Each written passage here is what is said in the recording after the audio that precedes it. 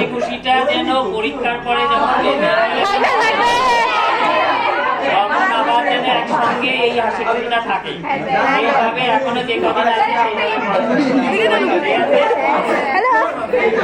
ওকে, এই তো কাটা হয়ে গেছে।